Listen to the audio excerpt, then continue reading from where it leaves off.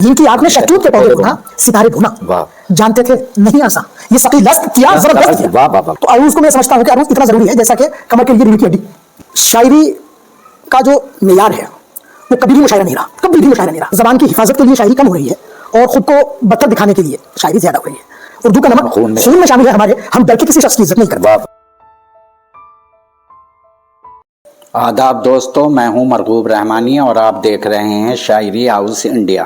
آج ہم آپ کی ملاقات ایک ایسے نوجوان مہمان سے کرا رہے ہیں جو نہ صرف ایک اچھے شاعر ہیں بلکہ عروض پر بھی ان کی گہری دسترس ہے۔ آئیے ان سے جانتے ہیں کہ عروض اور شاعری کے بیچ کیا رشتہ ہے۔ شاعری ہاؤس انڈیا میں آپ کا استقبال ہے۔ بہت شکریہ۔ سب سے پہلے میں چاہوں گا کہ ہمارے ویورز کو آپ اپنا مختصر تعارف کرائیں اور ہمیں بتائیں کہ آپ کو شاعری کا شوق کیسے پیدا ہوا۔ آداب ناظرین، میرا نام طاہر سعود، میرا تعلق قصبہ کرکپور سے ہے اور میں شاعری ہاؤس کے بانی جناب مرغوب رحمانی صاحب کا شکریہ ادا کرتا ہوں کہ آپ نے شاعری ہاؤس انڈیا کے دوستوں سے، ان کے ویورز سے میری ملاقات کرائی اور ان سے گفتگو کا موقع فراہم کیا۔ آپ کا بہت شکریہ۔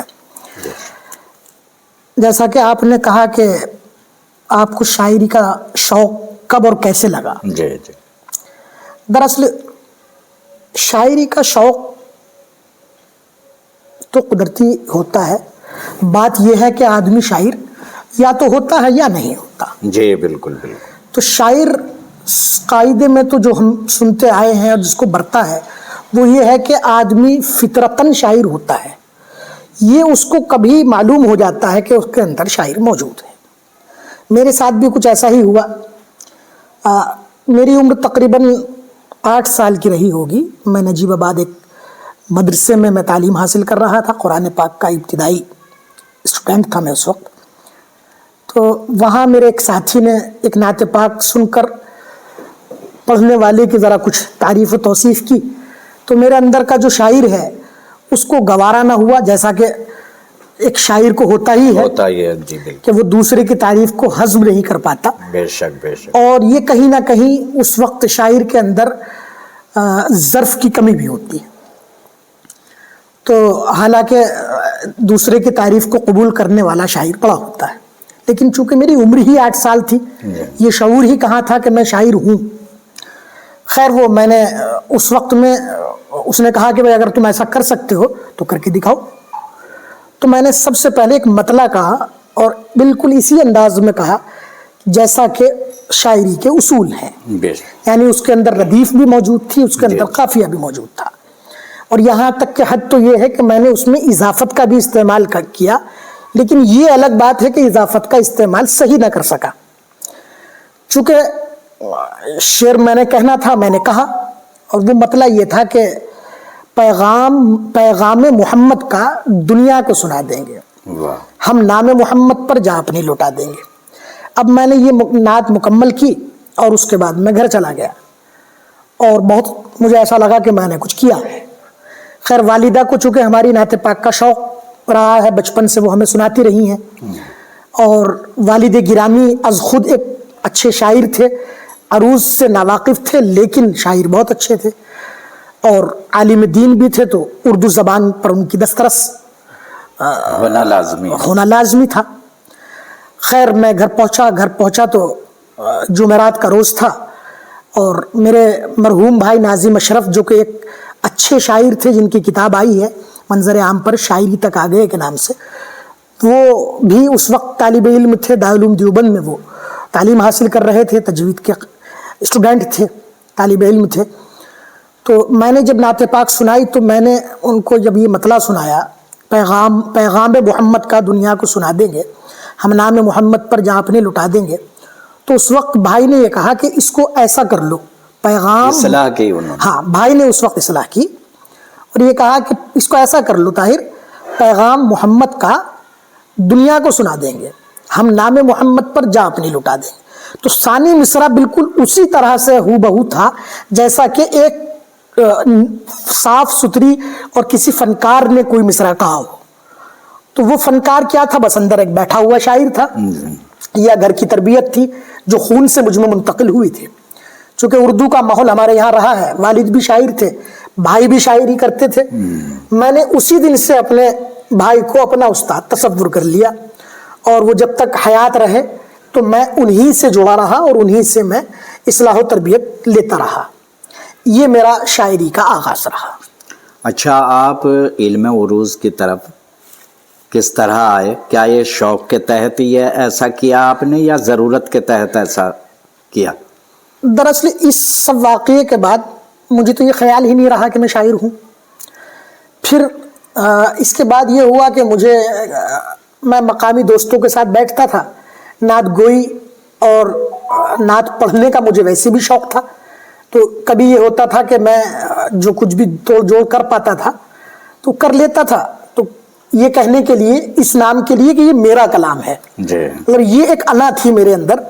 میں نے اس میں یہ بھی کیا کہ جیسے کچھ مشہور نعتیں تھیں تو میں پڑھنے کے دور میں ہی بہت سے دینی جو جلسے ہوتے ہیں ان جلسوں میں میری شرکتیں ہونے لگی. تو وہاں جا کر کے یہ اس خواہش کی وجہ سے کہ بھئی یہ شعر میں نے کہا ہے, تو یہ انا تو میرے اندر آ گئی تھی, لیکن میں پڑھ دیتا تھا اس وقت کسی کا کلام مجھے پسند آیا. تو چند سال, تقریباً میری عمر 13 سال رہی, یعنی 8 سال کے وقفے کے بعد میں چند دوستوں کے پاس بیٹھا تھا. تو وہ کسی کا مشہور کلام میں 2 مصرے پڑھتا تھا, مجھ کو ترکیب سے بیمار کیا ہے اس نے. تو غالباً کسی لیڈی کا کلام تھا, وہ ترنم بہت اچھا تھا. تو میں نے وہیں سے مطلب ایک مطلع کہا کہ یار میں بھی کہوں گا. تو میں نے اس میں پھر ایک غزل کا شعر کہا, غزل کا مطلع. اچھا, مجھے یہ کچھ قدرتی معلوم تھا کہ شاید مطلع ہی پہلے کہا جاتا ہے. مطلب شعری جو ترکیب تھی میں یہ سمجھتا تھا کہ پہلے مطلع کہا جاتا ہے, اس کے بعد شعر کہے جاتے ہیں. اور یہ کہیں نہ کہیں شعور میں پڑا ہوا تھا کہ مطلع میں قافیہ ہوتا ہے, ردیف بھی, یعنی دونوں مصروں میں. تو میں نے پہلا مطلع کہا کہ یعنی غزل کا, فریب و مکر و ریاکاریاں بہت ہوں گی, فریب و مکر و ریاکاریاں بہت ہوں گی, ہمارے ساتھ میں غداریاں بہت ہوں گی. واہ. تو یہ میں نے مکمل ایک غزل کہی, اور جب میرا شعور کچھ بالغ ہوا تو میں نے فریب و مکر و ریاکاریاں کو پھر یہ کیا, فریب و مکر ریاکاریاں بہت ہوں گی, ہمارے ساتھ میں غداری. یہ اصلاح میں نے خود کی.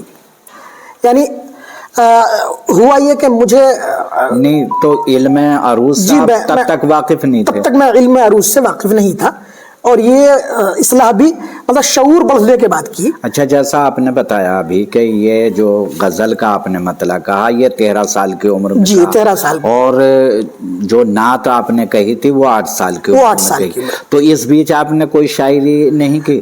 میں نے اسلامیات پر کچھ نظم منظوم کی, اور اس میں مجھے یاد بھی نہیں ہے میں نے کیا کیا.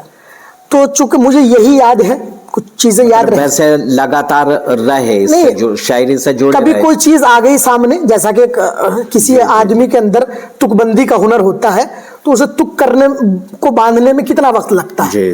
عام لوگ بھی کرتے ہیں, لیکن باقاعدہ مطلب جس کو یہ کہہ سکتے ہیں کہ یہاں سے میں نے غزل کا دور میرا شروع ہوا, تو تقریباً 13 سال کی عمر رہی.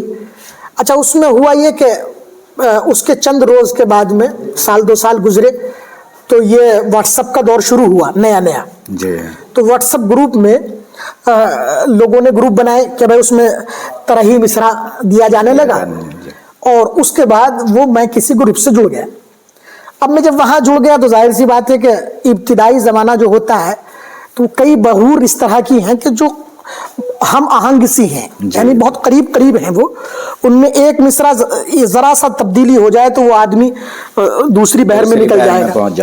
اچھا, یہ مسئلہ درپیش آیا.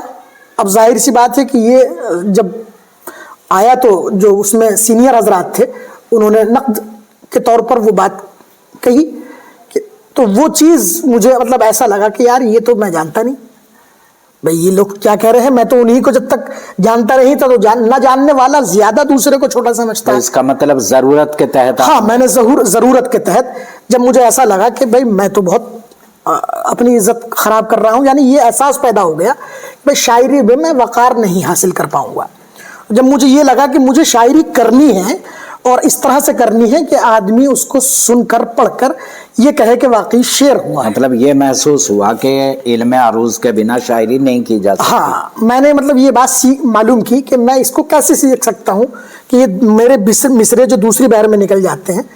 تو ایک صاحب تھے عرفان ظفر قریشی، یہ ان کا تعلق تھا، یہ برار کا علاقہ جو ہے اس سے تعلق تھا، وہ علم عروض پر ان کی دسترس بھی ہے. انہوں نے مجھ سے کہا کہ اس کو آپ سیکھیے. بہرحال میں نے بھائی سے کہا. جی یہ میں جاننا چاہ رہا تھا کہ گھر میں بڑے بھائی شاعر تھے تو کیا کبھی انہوں نے اس طرف آپ کا دھیان نہیں دلایا؟ انہوں نے اس طرف توجہ نہیں دلائی، بلکہ یہ انہوں نے اس پر چھوڑ دیا کہ وقت کے ساتھ یہ خود سنورے گا. یعنی انہوں نے پھر یہ کیا، میں نے ان سے ذکر کیا میں فن شاعری میں کچھ اصول سیکھنا چاہتا ہوں، فن شاعری کے جو اصول ہیں یعنی علم عروض. تو انہوں نے مجھ سے کہا ایک آدھ کتاب پڑھ لو آ جائے گا. اچھا کئی مرتبہ وہ جیسے اصلاح کرتے ہوئے انہوں نے کہا کہ یہاں الف وصل ہو گیا تمہارا. اب الف وصل کو میں نہیں جانتا، الف وصل کیا والا ہے جو میں جانتا ہی نہیں ہوں. اب مجھے وہاں بھی بہت احساس ہو رہا ہے کہ یار میں تو بہت ہی کچا آدمی ہوں. تو خیر میں نے ان سے کہا کہ مجھے یہ علم سیکھنا ہے. تو جب تک مجھے یہ بھی معلوم نہیں تھا کہ لفظ عروض ہے یا عروض ہے. جی بالکل، عام طور سے عروض لوگ کہتے ہیں، عام طور سے لوگ اس لفظ کو عروض کہتے ہیں، اور حد تو یہ ہے کہ نئی نسل تو اس کو عروج تک کہتی ہے. جبکہ یہ عروج کہتے ہی زوال بن جاتا ہے. زوال بن جاتا ہے، بے شک بے شک. تو ہوا یہ کہ میں نے جب بھائی سے کہا تو بھائی نے مجھ سے کہا کہ کوئی کتاب پڑھ لینا یہ آ جاتا ہے. اچھا اس تعلق سے میں جب مجھے پتہ چلا کہ یار اس کو سیکھنا ہے اور عرفان صاحب نے کہا اس کو سیکھیے، انہوں نے کہا اسامہ سرسری ایک عروض کے حوالے سے ایک اسامہ سرسری کی کتابیں ہیں ان کی کتابیں پڑھیے. تو میں نے کہا بھائی میں ایسے کیسے سمجھ لوں گا، چونکہ ہمیں یہ معلوم ہے کہ بھائی کتابوں سے تو علم خالی نہیں آتا. بے شک بے شک. تو میں نے اس میں تحقیق کی علاقائی شعراء سے. تو اس میں جب میں نے ابتدا کی تو کسی نے کہا کہ بھائی ماہر سیواروی اس فن کو جانتے ہیں. تو میں نے اور کہ بھائی کوئی اور قریب کا ہو، تو پتہ چلا کہ ہمارے ضلع میں شہر بجنور میں انور بجنوری صاحب بھی اس فن کو جانتے ہیں. میں اس غرض سے ایک مرتبہ انور بجنوری صاحب کے پاس آیا اور میں نے ان سے آ کر کے اپنی خواہش کا اظہار کیا. انہوں نے مجھ سے اس بات کا اظہار کیا کہ پہلے آپ مجھے پرکھ لو، اس کے بعد ہم اس رشتے کو قائم کریں گے. اچھا پھر میں نے ان کو ایک دو مرتبہ فون کیا تو وہ ان کی ذاتی مصروفیات کے باعث وہ مجھے وقت نہ دے سکے. تو مجھے ایسا لگا کہ بھائی شاید ان کے پاس وقت نہیں ہے. تو میرا ان سے رشتہ بن نہ سکا، مطلب وہ استادی اور شاگردی قائم نہ ہو سکی. لیکن میں ان کو فنکار کے طور پر جانتا رہا ہوں، آج بھی ان کو اسی نظر سے دیکھتا ہوں اور ان کا احترام بھی اسی طرح سے کرتا ہوں. تو بہرحال فن عروض پھر میں نے پڑھنا اور سیکھنا شروع کیا اور کچھ نہ کچھ میں سیکھ پایا. اتنا کہ کم از کم اپنی شاعری میں وہ چیزیں کہ جو شاعری کو مجروح کرتی ہیں یا شاعری کو ہلکا کر دیتی ہیں وہ دور ہو جائیں. ابھی علم عروض کے سفر میں میں یہ کہہ لیجئے کہ ابتدائی میں ہوں. جیسا آپ نے بتایا کہ انور بجنوری صاحب سے تو آپ کا استاد اور شاگرد کا رشتہ بن نہیں سکا، تو باقاعدہ آپ نے کسی اور کو استاد بنایا؟ بس اس کے بعد میں نے بھائی سے بتائی یہ بات جا کر کے. میں نے کہا جی میں وہاں گیا تھا. تو انہوں نے کچھ مسکراتے ہوئے، یعنی چہرے پہ مسکراہٹ تھی لیکن تاثر کچھ اور تھے. انہیں ایسا لگا کہ ایک استاد کے ہوتے ہوئے تم دوسرے کے پاس میں گئے، تو وہ سگے بھائیوں کا ہمارا معاملہ تھا. تو مجھے ایسا محسوس ہوا کہ بھائی نے اس بات کو پسند نہیں کیا. پھر میری جب وہ بھائی کے چہرے پر جب میں نے وہ تحریر پڑھی کہ بھائی کو یہ چیز پسند نہیں آئی، تو میں جیسے ان سے کرتا رہا تو بھائی نے وہ چپی توڑی جو پہلے کبھی تھی. جب انہوں نے دیکھا کہ بھائی اس کو علم عروض سیکھنے کی اتنی طلب ہے کہ یہ دوسرے آدمی کے پاس میں، تو انہوں نے پھر جب میں ان سے کوئی سوال کرتا تو پھر وہ اس پر مجھ سے بات کرنے لگے. یہاں تک کہ ایک استاد کی طرح بات. ہاں، پھر وہ ایک استاد کی طرح سے پھر بہت سی باتیں میں نے ان سے سیکھی. پھر اس کے بعد مجھے چونکہ کتابوں کا ایک نشہ سا ہو گیا تھا اور یہ سمجھنے لگے تھے میرے آس پاس کے لوگ کہ شاید یہ کہیں پاگل نہ ہو جائے. اچھا سعود صاحب، آپ یہ بتائیے گا، آپ اب جب کہ مکمل شاعری کرنے لگے ہیں मुकम्मल तो नहीं कह सकते। इल्म अरूज में भी आपकी एक कहीं ना कहीं पहचान बन चुकी है, तो क्या आप ये समझते हैं कि एक शायर के लिए इल्म अरूज ज़रूरी है? दरअसल इल्म अरूज ज़रूरी है और बहुत ज़रूरी है। शायर को इल्म अरूज इसलिए ज़रूरी है, जो मैं समझाऊँ जी, कि शायरी का दिल तसव्वुर कीजिए आप अरूज को, यानी अगर दिल धड़कना बंद कर दे तो मौत है। जी, तो उनके शायरी के अंदर धड़कन पैदा करने का जो काम करता है वो इल्म अरूज है। यानी आप जब मिसरा बहर से खारिज कहते हैं और वो चाहे बहुत पाकीज़ा ख्याल हो, बहुत बड़ा कोई थॉट हो, तो उसकी कोई अहमियत नहीं बन पाती। अच्छा, शायरी बनती भी वहीं से है। जो दो मिसरे जब बहर में होते हैं एक बहर में, तब वो एक शेर बन पाता है। जी, जी, तो जाहिर सी बात है कि जिसके बगैर आप का शेर न कहलाता हो, वो चीज़ तो इंतहाई ज़रूरी है। नहीं, कहा आमतौर से कहा यह जाता है, बहुत से लोग, बहुत से शायर ये कहते हैं कि जो इल्म उरूज की तरफ बढ़ जाता है, इल्म उरूज को जानने लगता है, तो उसकी शायरी इस हद तक मुतासिर हो जाती है कि वो फिर अच्छे शेर नहीं कह सकता। तो इस बात से आप कहाँ तक मुत्तफ़िक़? इस बात से मैं इत्तिफाक नहीं करता। इसमें मेरा एक अलग नज़रिया हो सकता है, वो आप मुलाहिज़ा करें। दरअसल शायरी, मैंने एक शेर शुरू में पढ़ा था कि बात यह है कि आदमी शायर या तो होता है या नहीं होता। तो अगर दरअसल अल्लाह ने इंसान को जो बनाया है, ये अगर कोशिश करने लगे तो ये कुछ भी कर सकता है। कुछ भी कर सकता, बिल्कुल। क्योंकि जैसा कि हमें इस्लाम से मिलता है कि इंसान को खलीफा अल्लाह पाक कहा गया है, यानी अल्लाह पाक का खलीफा है इंसान, जी, जी, नाइब है। बिल्कुल। तो अब जाहिर सी बात है कि इसको जब इतनी बड़ी पोजीशन पे रखा गया है, इतना बड़ा मर्तबा इसको दिया गया है, तो ये कोई छोटी बात नहीं है। तो एक तो ये है कि जब आदमी फितरी तौर पर शायर होता है और वो अरूज सीखता है और वो अरूज पढ़ता है, तो उसके फन पर निखार आता है, बल्कि उसका फन चमकने लगता है। लेकिन अगर किसी ने 1 2 3 4 ये जो लोगों का तरीका है, यानी वो महफिल में भी यही बैठे हुए करते रहते हैं 1 2 1 2 1 2, तो फितरी शायर का ये होगा कि फितरी शायर को 1 2 करने की जरूरत पेश नहीं आती। वो जैसे ही मिसरा आपने गड़बड़ किया, वो खट उनकी समझ में आ जाता है फौरन ही कि यहां से मिसरा जा चुका। अच्छा, यही तो इससे तो यह समझा जाएगा कि उरूज के बिना शायरी हो ही नहीं सकती। नहीं, अरूज के बिना तो जाहिर सी बात है कि जो शायरी सीख रहा है, यानी जिसमें फितरी तौर पर शायरी नहीं है और उसने सीखी है, तो जाहिर सी बात है उसका पहला सहारा अरूज ही होता है जी, क्योंकि उसके पास में कोई ज़ाब्ता तो नहीं है अरूज के अलावा। शायरी को सीखने का अरूज के अलावा कोई और ज़ाब्ता नहीं है हमारे पास में। या तो कुदरती है कि अल्लाह ने हमारी सरिश्त में ये चीज़ डाल दी, या फिर अगर हमें इसको सीखना है तो फिर अरूज के सहारे से सीखना होता है। नहीं, जब आप इतना ज़रूरी अरूज को बता रहे हैं, तो आम तौर से शायरों में अरूज की तरफ रुझान क्यों नहीं है सीखने का? दरअसल अरूज को एक मुश्किल अमल समझा जाता है। हमारी क्या वाकई मुश्किल अमल है ये? नहीं, देखिए मैं तो ये कह रहा हूँ कि मुश्किल तो दुनिया में कोई भी चीज़ नहीं है जी। फिर इंसान के लिए कोई चीज़ मुश्किल, ये तो तसव्वुर भी नहीं किया जा सकता। तो कहने का मकसद ये है कि आपने कहा कि अरूज कितना ज़रूरी है, तो अरूज को मैं समझता हूँ कि अरूज इतना ज़रूरी है जैसा कि कमर के लिए रीढ़ की हड्डी जी, इतना ज़रूरी अरूज है। चूँकि अरूज से हम अपने फ़न को बरूए कार लाते हैं, अरूज के ज़रिए हम अपने फ़न को उस तरह से पेश कर पाते हैं जिस तरह से उस फ़न को इज़्ज़त मिले। तो जो चीज़ इज़्ज़त दिलाने का काम कर रही है वो ज़रूरी क्यों नहीं है। अब रही उन लोगों की बात कि जो ये कहते हैं कि अरूज से जुड़ जाने वाले लोग बहुत अच्छी शायरी नहीं कर पाते, मैं इससे इत्तेफाक नहीं करता। चूँकि जितने भी बड़े फ़नकार हैं, जितने भी बड़े शुरा हैं, आप गालिब को उठा लीजिए, दागो मीर को उठा लीजिए, उनकी शायरी को जब आप अरूज के तराजू पर तोलते हैं तो उनकी शायरी अरूज के तराजू पर बिल्कुल सही नज़र आती है।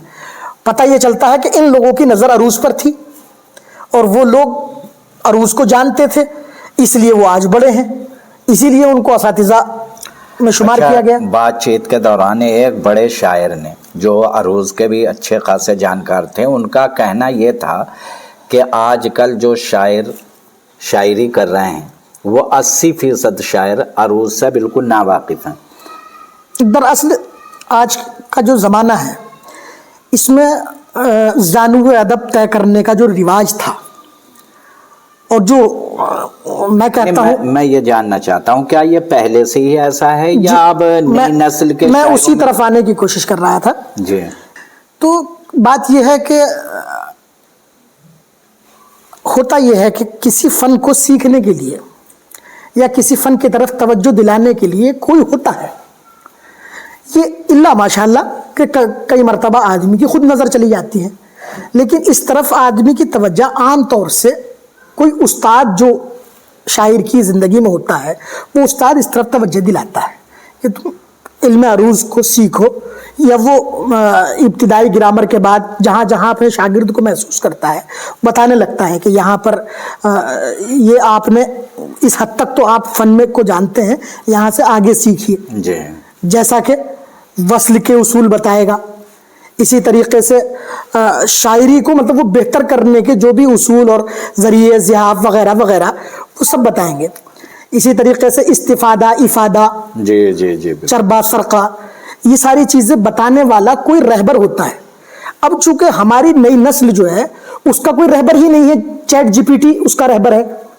جی جی، ہماری جو نئی نسل ہے اس کا رہبر جو ہے اے آئی ہے، اے آئی کو وہ اپنا استاد مانتی ہے اور پھر کسی کو استاد نہیں مانتی۔ یہ کمی ہے۔ اس وجہ سے ہماری نئی نسل جو ہے وہ علم عروض سے دور ہوتی جا رہی ہے، اور اب چونکہ ان کو کوئی تراش خراش کرنے کے لیے کیوں کھڑا ہوگا؟ ہمارا اپنا مشاہدہ یہ ہے کہ ہماری جو نئی نسل ہے وہ اپنے بزرگوں کی پگڑیوں پر پاؤں رکھ کر کے آگے بڑھنے کی کوشش کرتی دکھائی دے رہی ہے۔ جملہ سخت ہے معذرت کے ساتھ، اپنے بزرگوں کی پگڑیوں پر پاؤں رکھ کر آگے بڑھنے کی کوشش کرتی دکھائی دے رہی ہے نئی نسل۔ جہاں تہذیب کا اتنا فقدان ہو جائے، جہاں ادب کا اتنا فقدان ہو جائے، وہاں کیسے کوئی سیکھے یا کون سکھائے؟ کون سکھائے؟ بھائی پہلے کیا ہوتا تھا کہ اساتذہ کا یہ احترام تھا کہ ان کے سامنے جو جونیئرز ہوتے تھے، یعنی شاگرد تو دور کی بات، جونیئر جو ہوتے تھے وہ دو زانو ہو کر بیٹھتے تھے، یہاں تک کہ ان کے سامنے ہنسنا الاؤ نہیں سمجھتے تھے، پرسنل ان کی طرف سے کچھ نہیں تھا، اتنا ادب و احترام ہوا، اتنا ادب و احترام۔ لیکن آج کی نسل کا یہ ہے کہ اگر کوئی سینئر بیٹھا ہے، اچھا ہم نے ایک سینئر کا اور بھی ایک وہ بنایا ہے، ایک زاویہ نظر ہم یہ دیکھ رہے ہیں کہ ہم نے سینئر اس کو سمجھایا جس کا سفید بال ہو جاتے ہیں۔ پہلے ہم علم کی قدر کرتے تھے، صاحب علم کی قدر ہوتی تھی، آج علم کی قدر نہیں ہو رہی ہے، یا تو کوئی بوڑھا ہے تو مجبوراً وہ بڑے میاں بھائی ڈانٹ دیں گے، جی جی جی، اس وجہ سے۔ ورنہ یہاں تک میری آنکھوں نے مشاہدہ کیا ہے کہ محفلوں میں ہم ہوتے ہیں، اساتذہ بیٹھے ہیں، کم از کم وہ اگر بہت بڑے شاعر بھی نہیں ہیں لیکن ان کا اتنا ہی کافی ہے کہ ان کو اللہ نے ہم سے بڑا تو بنایا ہے۔ یعنی یہ فن جو ہم تک اب آیا ہے، یہ فن وہ ہم سے 50 سال پہلے اس پر کام کر رہے ہیں، یعنی 50 سال سے ایک آدمی نے ایک چراغ کو روشن کیا، اس کی روشنی سے ہم منور ہوئے۔ تو آج کی جو نئی نسل ہے وہ علم عروض کیسے سیکھے گی جب وہ اپنے اساتذہ کی قدر نہیں کرتی؟ آپ کی بات چیت سے یہ پتہ چلتا ہے کہ شاعر کے لیے علم عروض جاننا بہت ضروری ہے۔ بالکل، یہ کہنا چاہتے ہیں؟ بالکل بہت ضروری ہے، لیکن اس کا نشہ، اس کا بخار ضروری نہیں۔ اس میں معذرت کے ساتھ یہ بات کہوں گا، نہیں تو بغیر نشے کے نہیں، بغیر نشے کا مطلب یہ ہے، اور بغیر جد و جہد کے کس طرح؟ جد و جہد تو ضروری ہے، نشہ تو چونکہ حرام ہے کسی بھی چیز کے لیے، جی، نشہ نہیں کرنا، ہوش میں رہ کے یہ کام کرنا ہے۔ جی، شاعری نشے سے ہوتی ہے، مطلب نشے سے مراد ایسا نہیں شراب کے نشے کو، یعنی شاعری کا جنون ہوتا ہے، لیکن عروض جو ہے اس جنون کو لیول میں لانے کا کام کرتا ہے۔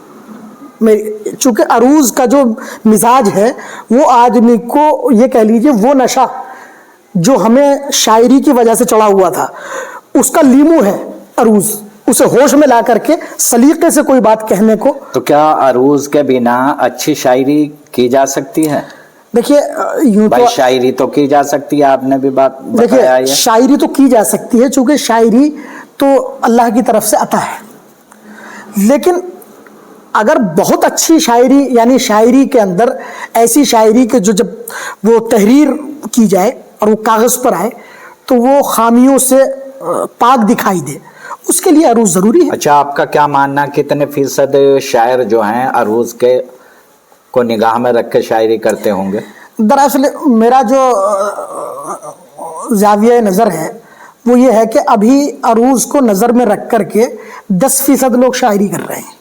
تو باقی کا کام کیسے چل رہا ہے؟ جیسے باقی کا کام ایسے چل رہا ہے کہ ایک آدمی نے مرغوب رحمانی صاحب کو استاد بنا لیا ہے، اب وہ طاہر سعود اس کو لگا کہ بھائی ان سے یہ ذرا سا میرے سے ان سے بے تکلفی زیادہ ہے، تو وہ مرغوب رحمانی صاحب کو استاد کہتا ہے ان کے منہ پر، شاعری طاہر سعود سے وہ درست کرا رہا ہے، جانتا ہے کہ یہ کراتے ہیں، تو زیادہ تر ادھر ادھر شاعری جا رہی ہے۔ اچھا، اس میں ایک اور توہین کا راستہ کھل جاتا ہے، ہم جب اپنا کام کسی دوسرے جانکار سے کراتے ہیں تو گویا اپنے استاد کو ہم کسی کر کا نہیں سمجھتے۔ بالکل بالکل۔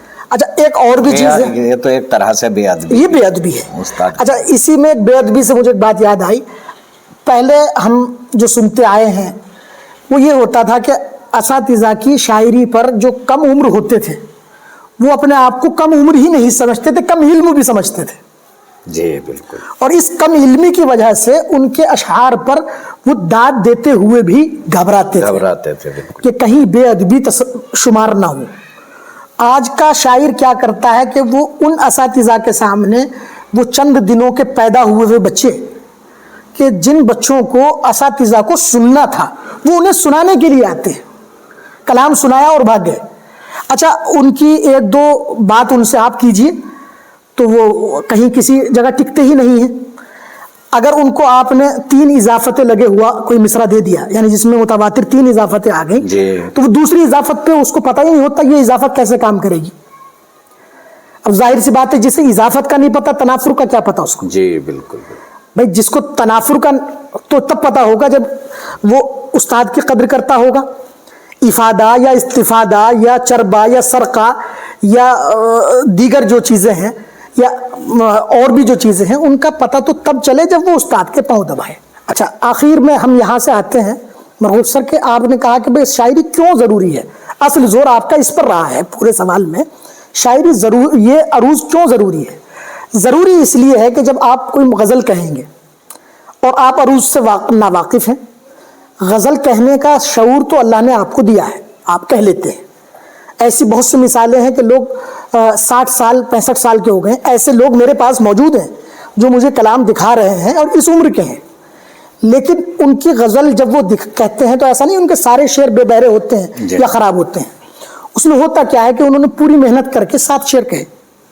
اب 7 شعر میں اگر ایک آدمی کے یہاں 3 شعر نکلے جو بحر میں تھے، جو ٹھیک تھے، اور 4 شعر بے بہرے ہوئے، یعنی جب حالانکہ ہماری شاعری کی جو محفلیں ہیں اس میں تو ایک مصرع بھی اگر بے بہرا ہوتا ہے تو جو فنکار ہے اس کی عزت پر حرف آ جاتا ہے کہ بھئی یہ کچھ نہیں جانتا وانتا، یہ ہم اہل علم کی بات کر رہے ہیں۔ تو ظاہر سی بات ہے شاعری جو چیز آپ کو مطلب اتنی ضروری ہے کہ آپ کے 7 شعروں میں وہ ہر وقت ساتھ چاہیے، وہ کیسے غیر ضروری ہو سکتی ہے؟ اچھا، میرا ایک سوال یہ ہے طاہر صاحب کہ بڑے مشاعروں کے منچ اچھی شاعری کا پیمانہ بن گئے ہیں۔ جی، بڑے بڑے مشاعروں میں چلنے والے شاعر، بڑے بڑے مشاعرے پڑھنے والے شاعروں کو ہی بڑا شاعر سمجھا جا رہا ہے، آپ اس بات سے میں اس سے اتفاق نہیں کرتا، بلکہ دیکھیے شاعری کا جو معیار ہے وہ کبھی بھی مشاعرہ نہیں رہا، کبھی بھی مشاعرہ نہیں رہا، بلکہ ہم شاعری جو کرتے ہیں پہلے تو یہ ہے کہ ایک وقت تو یہ ہوتا ہے جب آدمی شاعری شروع کرتا ہے۔ نہیں، ویسے تو ایک زمانہ یہ رہا ہے کہ مشاعروں کے شاعروں کو تو پہلے شاعر سمجھا ہی نہیں جاتا تھا۔ جی میں وہیں جب اردو رسالوں کا بہت زور تھا تو بڑے بڑے رسالوں میں جو لوگ چھپتے تھے انہیں ہاں، رسائل میں جو لوگ چھپ جاتے تھے ان میں بھی کچھ رسائل تھے کہ ان رسائل میں اگر کسی کی غزل آ گئی تو اس کو شاعر تسلیم کیا جاتا، معیاری شاعر۔ اسی طریقے سے اصناف سخن میں ربائی، تو جب تک شاعر ربائی نہیں کہہ لیتا تھا یعنی اس کو ربائی پر دسترس نہیں ہو جاتی تھی تب تک اس کو شاعر نہیں تسلیم کیا جاتا. اچھا میں بات کچھ اور کہنا چاہ رہا تھا, کہیں اور نکل گئی. دراصل ابتدا میں جب ہم شاعری شروع کرتے ہیں تو وہ اپنے شوق کے لیے کرتے ہیں. جی میرے ساتھ بھی یہی ہوا کہ میں نے اس کو ابتدا میں اپنے شوق کے لیے اور اپنی تسکین کے لیے شروع کیا, لیکن جب میں دھیرے دھیرے آگے بڑھا تو مجھے لگا کہ یہ تو ذمہ داری ہے. بالکل بالکل, بہت بڑی ذمہ داری. یہ تو ذمہ داری ہے, زبان کے تحفظ کے لیے ہم یہ کام کر رہے ہیں. تو چونکہ مشاعروں میں زبان کا تحفظ مقصد فوت ہو چکا, اب وہاں صرف پرفارم رہ گیا ہے. اور پرفارمنگ میں بھی ایسا ہے کہ یہ بھی ضروری نہیں ہے کہ جو پرفارم کر رہا ہے وہ حقیقی شاعر ہے کہ نہیں, اس نے کون سے استاد سے غزل لے کر کے پڑھی. یہ ایک بڑا مسئلہ ہے. یہ بہت بڑا مسئلہ ہے کہ موجودہ زمانے میں جو اچھے فنکار ہیں, جو جنہیں اچھا شاعر ہم تصور کر سکتے ہیں, ان شعراء کی ڈائز سے محرومی دکھائی دے رہی ہے. یعنی ڈائز ان سے محروم ہے یا ڈائز سے وہ محروم ہے. تو اس لیے میں اس بات پر کبھی اتفاق نہیں کرتا کہ ڈائز پر ہونا شاعر کا اچھا ہونا دلیل ہے, بلکہ مقدر ہونا. سعود صاحب, ایک مشاعروں کا ایک بڑا المیہ یہ ہے کہ بڑے مشاعروں میں جو اوریجنل شاعر ہیں وہ پہنچ نہیں پاتے, ان کی وہاں تک پہنچ نہیں ہوتی. اور جیسا میں نے سنا ہے, جیسا لوگ بتاتے ہیں, مشاعروں سے جڑے لوگ بتاتے ہیں, میں بھی بہت سارے مشاعرے کراتا رہتا ہوں, تو جیسا پتہ چلا ہے کہ مشاعرے میں ایک طرح سے ٹھیکیداری چل پڑی ہے. جس ٹھیکیدار کے ہاتھ ایک مشاعرہ لگ گیا وہ اپنے لوگوں کو بلوائے گا. وہ خواہ وہ شاعر ہو نہ ہو, لیکن اس کے گروپ میں اگر وہ شاعر ہے تو خوب مشاعرے پڑھ رہا ہے. جو اچھے شاعر ہیں, جو اوریجنل شاعر ہیں, وہ گھر بیٹھے ہیں. اس میں آپ کیا کہیں گے؟ دراصل اس میں وہ لوگ قصوروار نہیں ہیں جو ٹھیکیدار بنے ہوئے ہیں. اس میں قصوروار ہم از خود ہیں. اس کی وجہ یہ ہے کہ شاعر, ہاں, جو اچھے اوریجنل شاعر ہیں وہ یہ سمجھ رہے ہیں کہ بھائی ہمارا وہاں کیا کام ہے. اگر ہم یہ سمجھ لیں گے کہ بھائی منچ ہمارا کام منچوں پر نہیں ہے, تو پھر ظاہر سی بات ہے کوئی تو منچ پر آئے گا. تو کیا اچھے شاعر مشاعروں کے منچ پہ جانا ہی نہیں چاہتے؟ دراصل شعراء نے اساتذہ کو پڑھا ہے جو اچھے شاعر ہیں, تو وہ اس زمانے کو تلاش کر رہے ہیں آج بھی ڈائز پر, جو ہمارے اساتذہ کے زمانے میں جس طرح سے صاف ستھرا ڈائز تھا. حالانکہ یہ بات اگر میں کہوں ذرا تلخ ہے, لیکن حقیقت ہے کہ ڈائز تو اس وقت بھی کہیں نہ کہیں متاثر تھا. اسی لیے ہمارے اساتذہ کے زمانے میں بھی ڈائز کے شعراء کو بہت عزت سے نہیں دیکھا جاتا تھا. اچھا اب کیا ہے کہ ہمارے شعراء نہیں, تب کے ماحول میں اور اب کے ماحول میں بڑا فرق ہے. پہلے تو ذریعے بہت تھے, لوگوں تک, بڑے شاعروں کو اپنی بات پہنچانے کے ذریعے بہت ہے. اب تو صرف اور صرف سوشل میڈیا یا پھر مشاعروں کے منچ اپنی شاعری لوگوں تک پہنچانے کا ایک ذریعہ ہے, اس کے علاوہ کوئی ذریعہ نہیں. تو ایسے میں اگر بڑے شاعر یا اچھے شاعر یہ سوچ لیں گے, اسے حقارت کی نظر سے میں اپنی بات کو ذرا سا یہاں سے آگے بڑھانا چاہتا ہوں. اب ہم کیوں قصوروار ہیں, بڑے شعراء کیوں قصوروار ہیں؟ جی, اب آپ یہ بتائیے, مرغوب رحمانی صاحب کا یا طاہر سعود کا اپنا ایک لہجہ ہے, ایک اسلوب ہے. وہ اسلوب ہم نے کسی نو آموز کو دے دیا, ایک پرچے پہ تحریر کر کے. اچھا, وہ بات کہنا چاہ رہے ہیں آپ. اب جب آپ وہاں ڈائز پر پڑھے جا رہے ہیں, آپ کا اسلوب وہاں, آپ یعنی شعر تو پہنچ گیا, آپ کا شعری رنگ وہاں دکھائی دیا, اور وہ پڑھنے والا اس کو پرفارم آپ سے اچھا کر رہا ہے. بھائی آپ ضرورت بن جاتے اپنے ڈکشن کی وجہ سے, اپنے اسلوب کی وجہ سے, لیکن ایک تو آپ کا اسلوب وہاں آلریڈی موجود ہے, یعنی پہلے ہی موجود ہے. دوسرا یہ کہ آپ سے اچھا پرفارم کرنے والا اس کو پرفارم کر رہا ہے, تو پھر آپ کو کیوں ڈائز پہ بلایا جائے گا؟ اچھا, اس کی میں سخت مذمت کرتا ہوں کہ جو آج کل گروپ بنائے ہوئے ہیں, یہ غلط بات ہے, یہ ناانصافی ہو رہی ہے, اور اس میں ہم لوگوں کو تدبر کی ضرورت ہے, سوچنے کی ضرورت ہے. سعود صاحب, آج کل سوشل میڈیا پر شاعری کی بھرمار ہے, تو کیا آپ یہ سمجھتے ہیں کہ سوشل میڈیا پر اس طرح کی شاعری کی بھرمار نے شاعری کے معیار پر کیا اثر ڈالا؟ دراصل میں تو یہ دیکھ رہا ہوں کہ زبان کی حفاظت کے لیے شاعری کم ہو رہی ہے, اور خود کو برتر دکھانے کے لیے شاعری زیادہ ہو رہی ہے. اس کی وجہ یہ ہے, اچھا اس کا نفع نہیں ہو پا رہا, نقصان ہو رہا ہے. اب آپ دیکھیے کہ شاعری جو کر رہے ہیں جو لوگ، ہر روز میں یہ دیکھتا ہوں کہ ویڈیو جب میرے سامنے کسی کا آتا ہے کہ یار یہ تو 1 بلین چلی ہے، 1 ملین چلی ہے، یعنی اس سے بھی زائد لوگوں کا ویڈیو چل رہا ہے، لیکن زبان لوگوں تک نہیں پہنچ پا رہی. یعنی مشاعروں میں ہمیں آج بھی لفظوں کے معنی بتانا پڑ رہے ہیں، جبکہ ہمارے گزشتہ دور کو آپ دیکھیں گے تو اس کو بتانا ادبی گناہ سمجھا جاتا ہے، معیوب سمجھا جاتا تھا. تو شاعری جو سوشل میڈیا سے یہ تو ہوا ہے کہ اس آدمی تک بھی شاعری پہنچ رہی ہے جو سننا نہیں چاہتا، اس کو بھی مجبوراً ہم لوگ شاعری سنا رہے ہیں.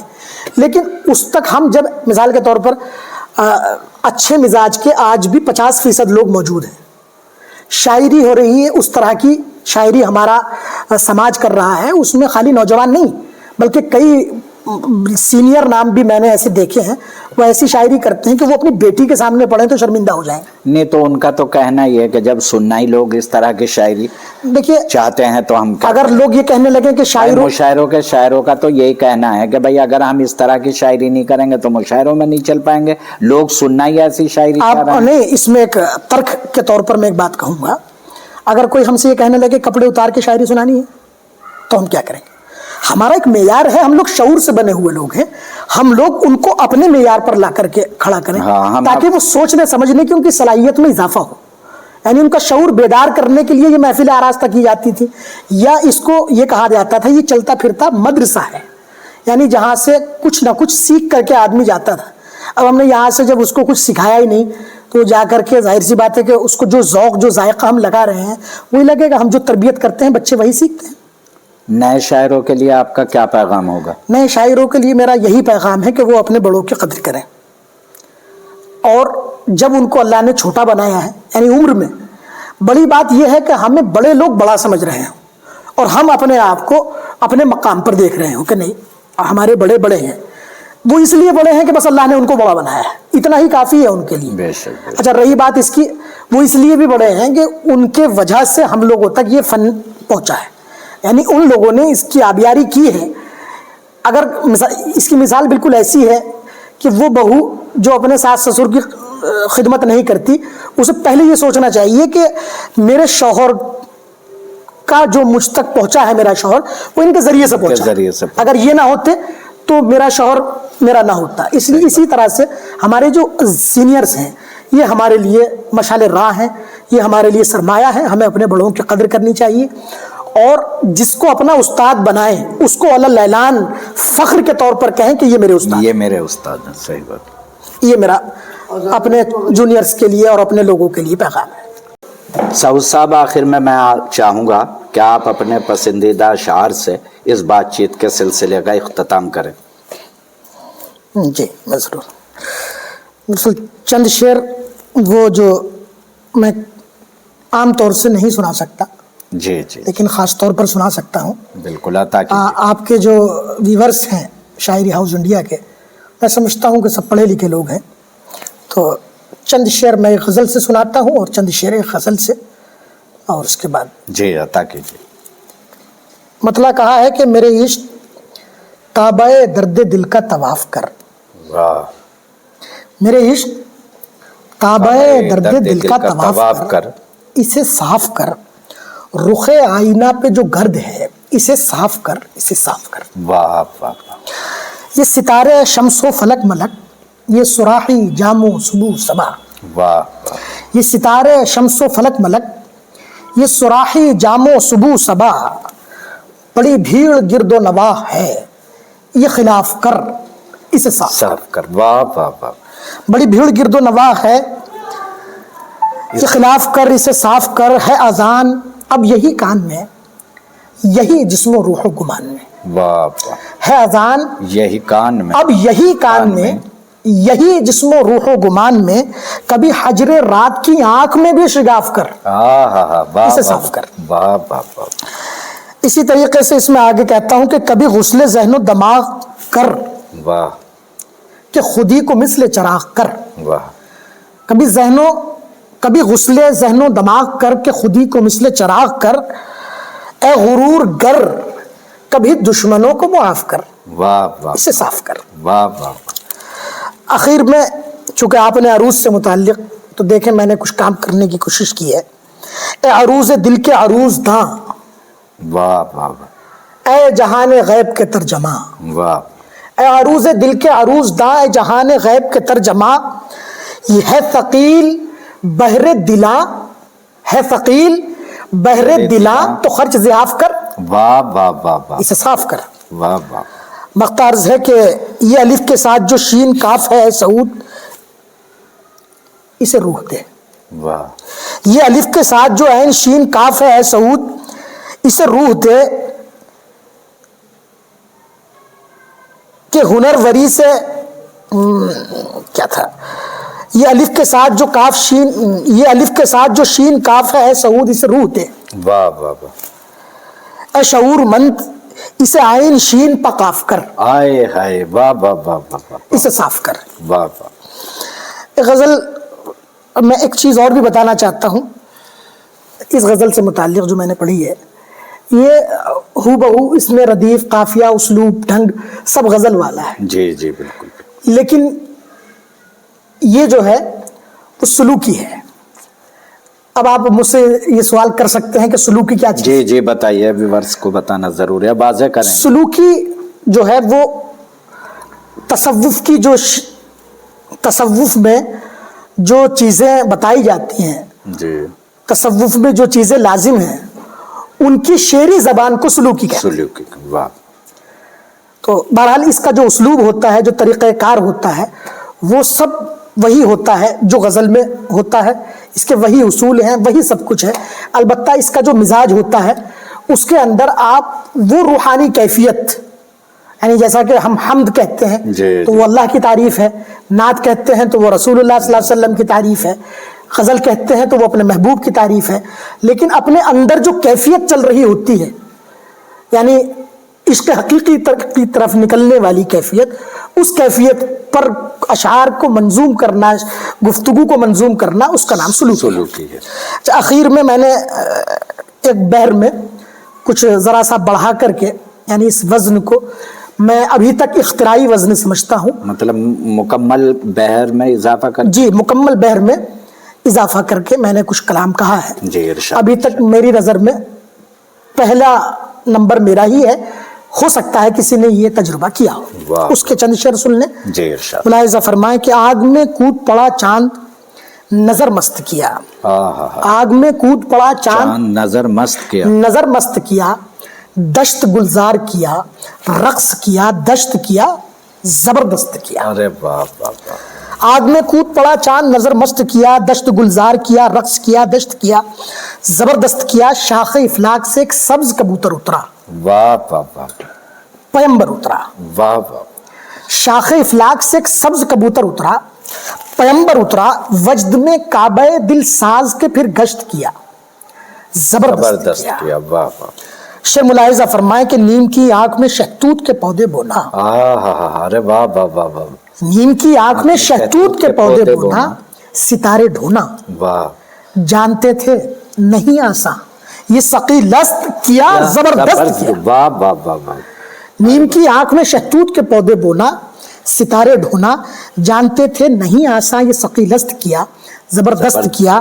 شعر ملاحظہ فرمائے ہم نے اشکوں سے نمک چھان کے پانی جوڑا واہ، کہ روزہ توڑا، ہم نے اشکوں سے نمک چھان کے پانی جوڑا کہ روزہ توڑا، ہم نے یہ کار جنوں خیز بہر وقت کیا، زبردست کیا، واہ واہ واہ، شعر ملاحظہ فرمائے کہ ہم نے جب آنکھ کے کاجل کو لہو میں بدلا واہ، سویرا نکلا، ہاں، ہم نے جب آنکھ کے کاجل کو لہو میں بدلا سویرا نکلا، از سرے دست گلی رات کا سرپست کیا، زبردست کیا۔ واہ واہ واہ، اپنے زخموں پہ میں خود روز نمک ملتا ہوں مگر چلتا ہوں، اپنے زخموں پہ میں خود روز نمک ملتا ہوں مگر چلتا ہوں، درد کو سخت کیا اور بہت سخت کیا، زبردست کیا۔ واہ واہ واہ، شعر آخر استعارات ستم رنگ بیاں کر تو صحیح، استعارات ستم رنگ بیاں کر تو صحیح، دھواں کر تو صحیح، استعارات ستم رنگ بیاں کر تو صحیح،